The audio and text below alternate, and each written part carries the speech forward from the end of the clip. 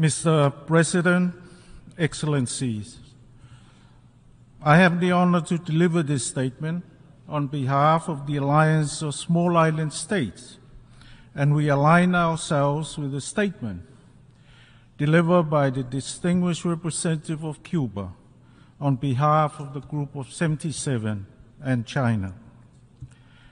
Mr. President, we thank you for finding time in this heavily packed UN schedule to convene this water conference. The time is opportune as we are at the halfway point of the International Decade of Action, Water for Sustainable Development.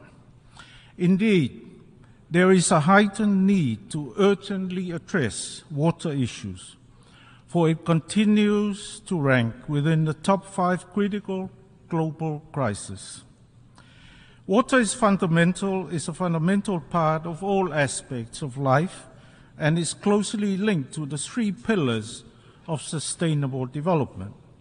Its cross-cutting nature supports the achievement of many SDGs through close linkages with climate, energy, cities, the environment, food security, poverty, gender equality, and health.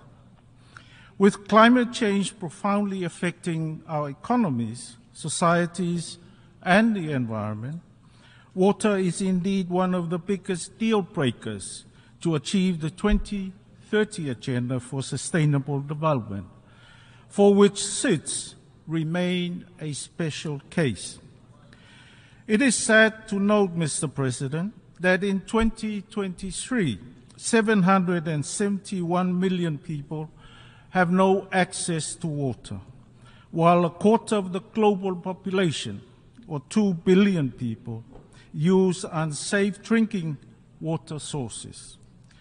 Half of humanity, or 3.6 billion people, live without safely managed sanitation, and 1 in 3 people, or 2.3 billion, lack basic hand washing facilities at home.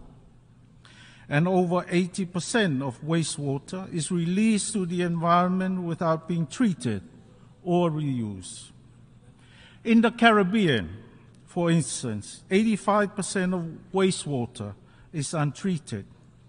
Wastewater discharge has destroyed 80% of the living coral reef over the past 20 years. The economic consequences of this loss are significant, especially as the reefs support both tourism and fisheries in the region. Mr. President, SIDS are particularly ill-equipped for natural hazard. Each disaster costs them 17% of GDP, the highest ratio of national income in the world. Further, about 90% of natural disasters are water-related, but all climate-related disasters involve water, too much or too little. In the future, sea level rise is expected to double the frequency of flooding in much of the Indian Ocean and tropical Pacific, whereas tropical cyclone will remain the main driver of flooding in the Caribbean Sea and southern tropical Pacific, according to the IPCC's 6th assessment report. Mr. President, a completely untenable situation without concerted action.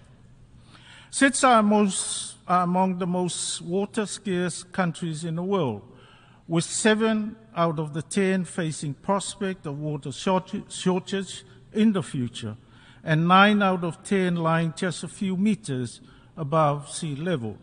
The main sources of fresh water in SIDS come from the groundwater and rainwater harvesting.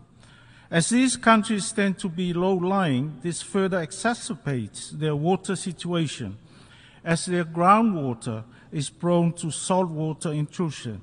This is a profound issue for 73% of SIDS.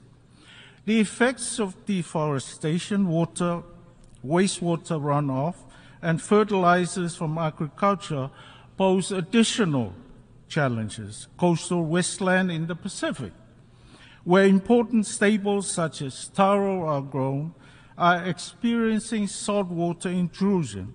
Saltwater is contaminating shallow aquifers and threatening freshwater availability.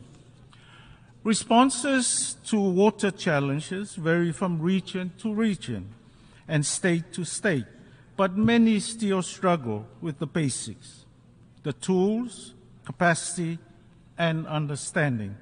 There is a lack of tools and methods to assess impact, vulnerability of shoreline emission, and impact on groundwater sources, design water resources supply during drought and floods, and water use in agriculture activities.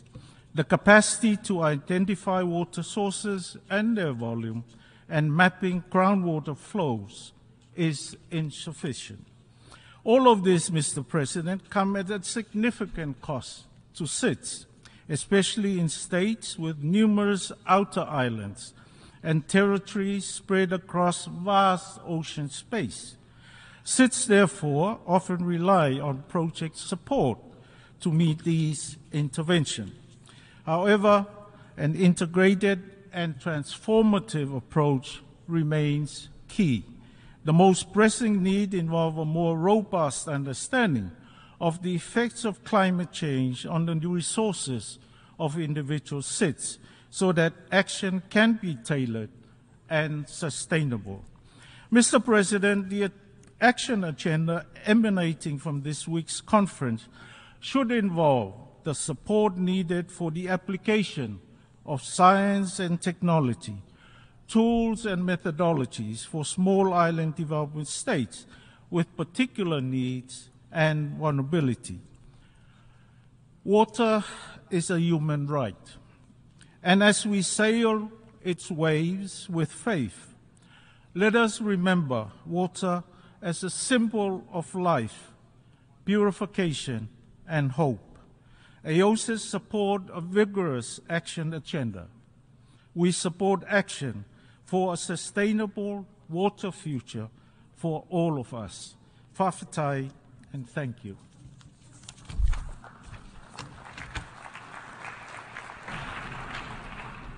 I thank the distinguished representative of Samoa.